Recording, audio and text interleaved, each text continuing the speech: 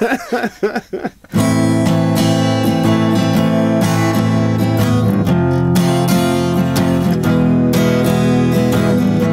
joue, je gagne, je suis le mec qui vend du plaisir à sa femme, je l'avoue. Je drague la ménagère de 50 ans qui s'emmerde à la campagne. Alors Ludo, bonjour. Est-ce que tu pourrais éventuellement présenter ton groupe Bagdad Rodeo en un mot et un adjectif, s'il te plaît? Un mot, un adjectif, t'es un peu salaud quand même. Tu commences fort. Non, un mot, un adjectif, je sais pas. Rock'n'roll et drôle. Alors justement, rock'n'roll et drôle, pardon, pour ceux qui ne vous connaissent pas, donc vous êtes un groupe de rock, donc de vrai gros rock, hein, c'est pas du petit rock de minette, vulgaire et humoristique, on le rappelle, donc drôle, rock'n'roll. Pensez-vous tout de même être accessible pour tout public? Bah ouais, je pense comme toute chose, c'est pas non plus un rock très agressif, ça a beau être lourd, ça a beau être costaud, je pense pas que ça soit inaccessible, honnêtement, hein. Je pense que c'est un truc qui est grand public, d'ailleurs on le voit dans les concerts ou quand on fait des festos, des trucs comme ça, bah, les gens réagissent, des fois t'as de la ménagère qui réagit, donc c'est plutôt positif, c'est cool, hein, c'est bien. Donc vous aviez au départ un groupe de métal hein, qui s'appelait Liquide, comment finalement vous vous êtes rendu compte que bah genre le métal, liquide, le noir et tout, non quoi. Au bout d'un moment, c'est chiant. En fait, si tu veux, tout est venu. Bagdad Rodeo, c'est venu de la volonté justement d'arrêter un peu tous ces clichés en fait. Tu vois, ces clichés sombres, ces clichés dark où tu peux jamais rigoler. Quand tu es sur scène, tu peux pas faire une vanne parce que voilà, sinon tu sors de l'univers du néo-métal. Et donc on s'est dit à un moment donné, ouais, on s'amuse plus en fait. Et moi, je suis quelqu'un à la base qui suis assez drôle, quoi. Tu vois, par nature, j'aime bien rigoler, j'aime bien déconner. Et donc je me suis retrouvé à un moment donné coincé là-dedans. Et puis à force, bah tu vois, là, on va dire que ça s'est effrité petit à petit. Et puis un jour, on a dit bon, on arrête et puis on passe à autre chose, quoi. Depuis que vous avez sorti donc en 2010 un album de merde, ne formalisons pas, hein, il ne s'agit pas d'un album de merde hein, comme son nom l'indiquerait, c'est pas un qualificatif, c'est qu'un nom qu'on lui donne, comme vous avez d'ailleurs appelé votre tour de merde il y a 2 ans. Est-ce qu'il y a un moment fort depuis la sortie de cet album? Bah, il y en a eu plein. Déjà l'album en lui-même, c'est le premier album, c'est un album qu'on a réussi à faire avec des gens qui nous intéressaient vachement. Donc réalisé par François, donc Chanka, le gratteux de Noan, qui est quelqu'un pour qui on a beaucoup d'estime. Et donc ça, c'était déjà un premier moment fort. Ensuite, il y a Kemar, donc le chanteur de Noan, qui est venu poser pendant l'album des voix sur un morceau. Donc ça, pareil, pour moi qui étais fan de Noan depuis mon adolescence, on va dire, ça m'a forcément énormément touché, tu vois. Donc c'était le premier gros moment fort. Ensuite, l'album a été bien perçu par le public, donc ça c'était aussi un super moment parce que quand tu te prends pas un râteau, déjà t'es content. Et puis ça a commencé à faire son petit bout de chemin, on a commencé à faire des salles de plus en plus grosses, quoi, au fur et à mesure de l'année, donc ça c'était cool. Puis après, ouais, il y a eu des super beaux moments. Il y a eu La Cigale, par exemple, en ouverture de Noan. Il y a eu le Rock Tambu, La Rousson, qui était un super beau festo aussi. La Maroquinerie aussi, qui était une super belle date. Ouais, il y a eu plein de moments forts, quoi. Et puis, depuis, c'est cool parce que ça n'a jamais débandé. Donc, on est plutôt content. Ouais. Non, c'est bien. Ouais. Au fil de vos chansons, on ressent un certain humour, hein, évidemment, puisque vous êtes un groupe de rock drôle. Tu dois au moins avoir une anecdote super croustillante à nous raconter sur les tournages. Non, justement, c'est ça qui est assez paradoxal, c'est que les tournages, en fait, on est toujours en stress, c'est-à-dire que ça apparaît pas trop sur l'image, mais les tournages, c'est jamais la déconnade, parce que moi, je suis un peu... à la base, je m'occupe vachement de ça, en fait, de tout ce qui est imagerie du truc, parce que j'adore ça, ça fait partie du jeu, puis surtout, vu que je m'occupe des textes, souvent, j'ai les images qui vont avec, donc après, j'essaye de faire ça en images, et moi, je suis un petit peu un dictateur du truc, hein, donc je suis pas le mec le plus drôle du monde quand on bosse. Non, des anecdotes, non, c'est souvent un peu des performances reloues, genre, par exemple, le premier Monde de merde qu'on avait fait, c'était un one shot de 3 minutes tourné au ralenti, donc c'est que des trucs comme ça un peu casse-couille, tu n'as pas trop le temps de déconner, t'es plutôt dans le mode concentration. Pour le dernier, si, nous voir tous en ange comme des cons, ça nous a bien fait marrer une petite demi-heure quand même. Moi par habitude je suis quasiment toujours à poil, donc ça choque plus personne, tu vois, c'est toujours rigolo, mais c'est vrai que non, ouais, ça c'était marrant de vous voir tous en ange et tout, bien peigné et tout, bien coiffé, c'était mignon, ouais. Alors Ludo, j'ai entendu des rumeurs concernant un chantage que tu ferais à tes spectateurs, un chantage avec une sorte de pénis, je sais pas quoi. C'est quoi cette histoire? Mais non, c'est ce que j'ai trouvé un jeu à la con sur Facebook. En fait, une fois j'avais dit si on arrive à 1000 vues sur une vidéo, je me fous à poil. Et en photo sur Facebook et tout. Alors tu sais, forcément, du coup, les gens ils sont mobilisés parce que dès qu'ils peuvent voir une bite sur Facebook, ils sont taquets. Donc du coup, je leur avais dit je me fous à poil et tout. Puis au fur et à mesure, on prenait des photos.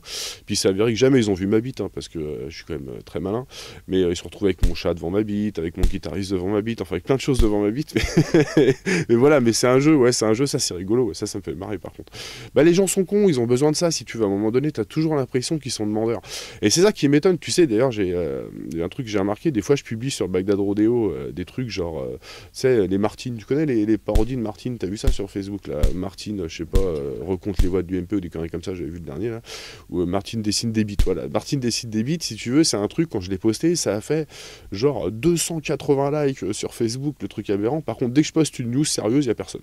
Mais alors, donc du coup, peut-être que tu as trouvé un nouveau moyen de communication, un nouveau filon peut-être. Ouais, bah après, je sais pas, en tout cas, ça me fait marrer, surtout, c'est l'avantage, c'est qu'en même temps, quand je fais ça, je t'avoue, je rigole. Je suis comme un con, bah ouais, je suis comme un con d'attendre leur réaction, d'attendre les commentaires, parce que ça me fait marrer. Et c'est l'avantage de Facebook, par contre, c'est que ça donne, pour nous, un groupe comme nous, c'est que ça donne vachement d'interactivité au truc. C'est qu'on peut faire des vannes, justement, on peut se lâcher, c'est rigolo, on a l'impression d'être entre potes, au final. Dans vos chansons, donc, toi et ton groupe, vous critiquez un peu toutes les institutions, on a un peu peur de le dire, hein, les médias, la télé, vous lâchez, hein, vous n'hésitez pas. C'est pas de la jalousie un peu quand même? Non, c'est pas de la jalousie, on s'en branle, c'est juste que, faut être honnête, c'est chiant quand même. Moi j'ai l'habitude de bosser avec des groupes étrangers, parce que je bosse aussi dans la zik à côté, genre, je suis régisseur de concert et tout ça, et j'ai eu la chance de recevoir plein de groupes étrangers, et puis du coup de discuter, même de me renseigner, du coup un peu de voir comment ça se passait, et j'ai vu un peu la liberté de ton qu'il y avait dans beaucoup de pays qui nous entourent, hein, l'Allemagne, la Belgique, les pays qui sont pas très loin, et la France, quoi, j'ai pu comparer. Et le problème c'est qu'en France, je suis honnête, quoi, je trouve que tout est hyper plat, tout est hyper formaté, tu peux rien dire, tu peux rien faire. C'est chiant, au niveau des médias, je trouve que c'est hyper cloisonné, quoi. Donc après, moi je m'amuse pas spécialement, tu vois. Des fois, t'as l'impression qu'il y a un mec qui dit bite à la télé, ça y est, c'est le truc révolutionnaire. Plus sérieusement maintenant, donc, vous sortez votre deuxième album qui s'appelle 2, donc le 17 décembre 2012. Est-ce que tu considères que cet album, c'est un peu la continuité du précédent, ou est-ce que vous avez vraiment fait un renouveau dans l'écriture et dans la composition? Bah, je pourrais pas dire que c'est du renouveau total, parce que tu vois, on n'est pas encore. Je pense qu'on n'avait pas atteint un niveau sur le premier album qui était suffisamment élevé pour se permettre de dire qu'on est reparti sur un renouveau.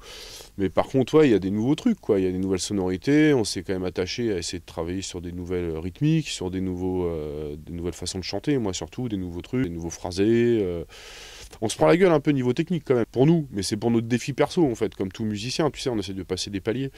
Maintenant, pour le groupe en lui-même, non, ça reste dans la continuité, ça c'est clair, c'est le même grain, c'est le même groupe, c'est les mêmes morceaux, il y a des morceaux qui sont la suite du premier, ouais, c'est sûr, par exemple, il y a un morceau qui s'appelle La Classe Américaine, qui est clairement la suite de Super Connard qu'il y avait sur le premier, voilà. Ça suit, quoi, ça suit, mais de l'air dire que c'est un renouveau, non, c'est pas pris la tête à ce point-là. Normalement, non, je pense qu'on est bien là. On a un truc qui est cohérent, surtout avec l'univers qu'on a posé au départ et dans lequel nous on se sent bien. Donc, non, je pense qu'on est bon là. On est bien. Alors, tu nous parlais tout à l'heure de Martine qui compte les voix de l'UMP. Est-ce que tu vas nous faire une chanson sur ce qui s'est passé à l'UMP très récemment? Non, c'est insignifiant. C'est totalement insignifiant, donc ils n'auront pas le droit, parce que ça mérite même pas intérêt, tellement c'est naze. Mais non, par contre, ouais, je vais peut-être faire un morceau sur la vie politique en général, parce que quoi qu'il arrive, là, on peut parler de l'UMP, mais je pense que on a beau avoir une gauche au pouvoir en ce moment, t'as pas vraiment l'impression que ça change grand-chose. Ça, par contre, ça, par contre, je m'en aperçois. Moi, tu vois, en tant que citoyen, ça me fout un peu les boules. Il y a plein de trucs, les impôts, les machins, les trucs, je trouve que c'est pas vraiment une politique de gauche. Donc, ouais, je pense qu'il va y avoir, par contre, un petit taxon quelque part qui va traîner, forcément. Même pas sur les pains au chocolat? Ouais, ça c'est mes blagues perso, j'aime bien celle-là, j'aime bien. Peut-être que celle-là je la glisserai parce qu'elle est quand même magnifique, cette histoire de pain au chocolat. Franchement, c'est ridicule. On revient un petit peu sur Bagdad Rodeo. Est-ce que tu aurais une exclusivité à nous dévoiler en avant-première? Non, bah qu'est-ce qui va se passer par rapport à ce qui va se passer là? Ouais, une exclusivité de ouf. Non, je sais pas, il y a déjà là on sort l'album, dans l'album il y a un super livret. Alors ça par contre je vous le conseille, ne serait-ce que d'avoir l'album, rien que pour ça, parce que dedans il y a un livret mon gars.